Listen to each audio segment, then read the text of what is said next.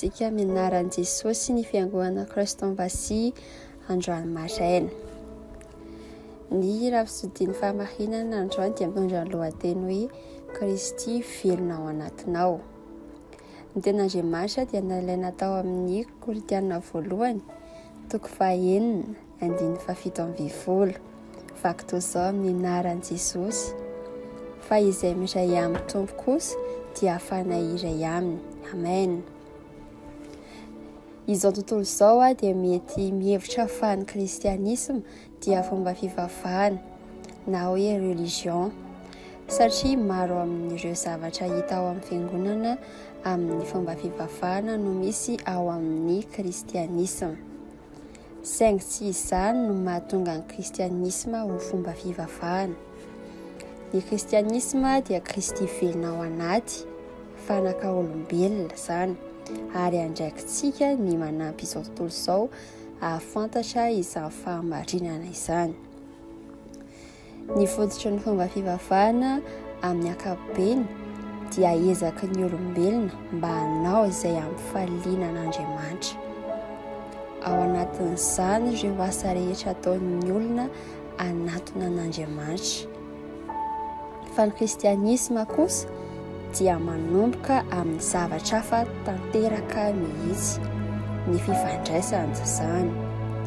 Ny kristianisma dia ilay Andriamanitra miseho ao amin'ny singa rehetra amin'ny maha olona anao, ao amin'ny taolana rehetra amin'ny vatanao, ny sela rehetra amin'ny ranao.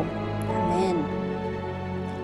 Ny kristianisma dia tsy fiezahana hampifaly an'Andriamanitra amin'ireo ezaka ataon'ny olona na ireo asa tsara ataony, fa Andriamanitra mitoetra ao anatinao, mandeha ao anatinao ary maneho ny tenany amin'ny alalanao.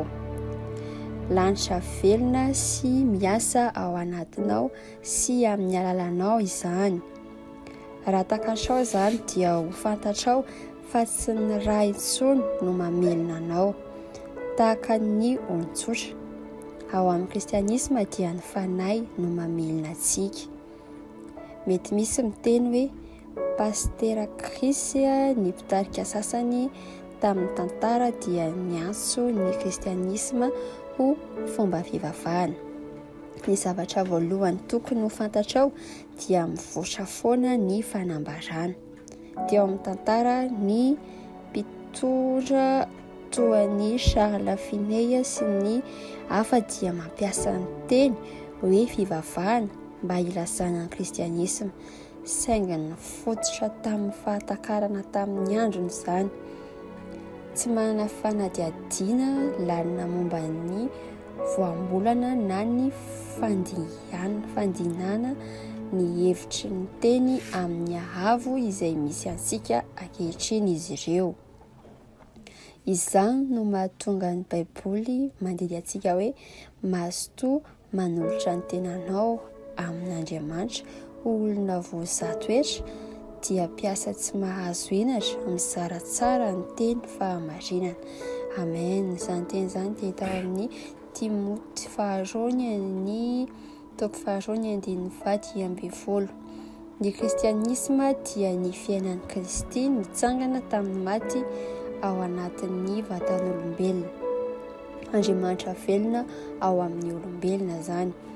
Ny kristianisma koa dia ny fomba n'Andriamanitra velona mitoetra ao amin'ny olona, na ihany koa fanambarana rapanay ao amin'ny hazo tsapain-tanana.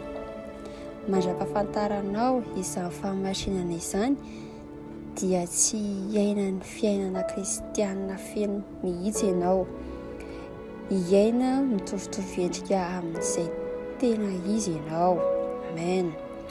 Ary na dia io endrika mitovitovy io aza dia mety ho kanto, fa eritrereto ilay tena izy izay tena be voninahitra. Raha ny dikan-teny fomba fivavahana amin'ny kristianisma mitsara aminao dia eritrereto fotsiny izay hitranga raha mahazo sy miaina ny tena fahafenoana tanteraka amin'ilay kristianisma marina ianao. Kristy velona ao anatinao. Alleluia.